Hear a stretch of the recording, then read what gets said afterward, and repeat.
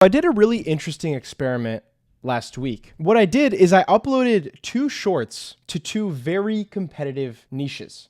Okay, one was in the Minecraft niche, the other short was in the, I believe, the rap niche, right? And I uploaded them, pretty good shorts, well edited, pretty interesting, to see what would happen.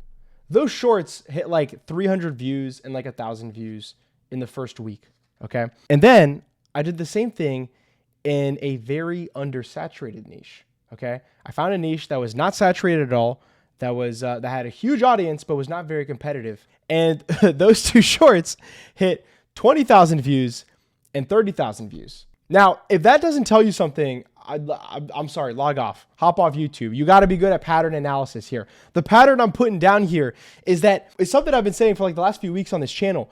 Your niche is way more important than everything else about your videos. Right? Historically, people thought the video was the most important thing. And then they said the idea was the most important thing. And now people are really big on the thumbnail, right? Those are all super important. They're important to getting views, right?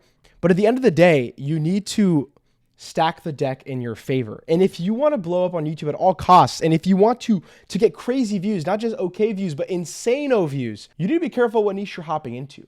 Like, it's all about supply and demand. If you're hopping into general entertainment, right, where you're competing with Mr. Beast, the Stoke Twins, that kind of content, these people who have millions of dollars in budget and actors that they can hire and they can give away tons of money, you're in for a tough ride because that's your competitor.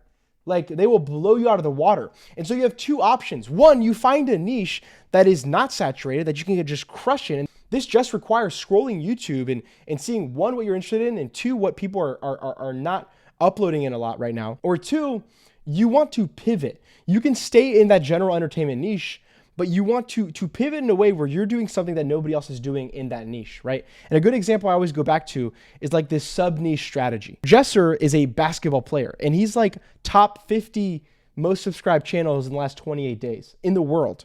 I think he has like 600,000 subscribers added this month. And the reason for that, one of the big reasons, is his niche.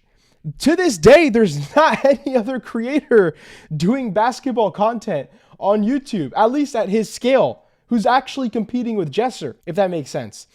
And he basically chose a super big niche down 1 step further, and all of a sudden he has the same kind of broad appeal, but way less competition. Mark Rober has the same thing with engineering. Now, granted, he also has another advantage, which is that engineering is super hard to get into. You have to be an engineer, and then you have to spend months or years building complex stuff. That's hard. That's why it's one of the reasons he doesn't upload a lot. But your number 1 strategy or goal, in my opinion, if you're not pulling the views you want to pull, should be thinking about, how do I do something that has never been seen before? Because at the end of the day, one of the most important things about a strong video idea is remarkability. Like, does it make the viewer remark? Would they say to a friend, yo, did you see that video XYZ posted? That's super important. Like, freshness and remarkability are still underrated, in my opinion, for going viral.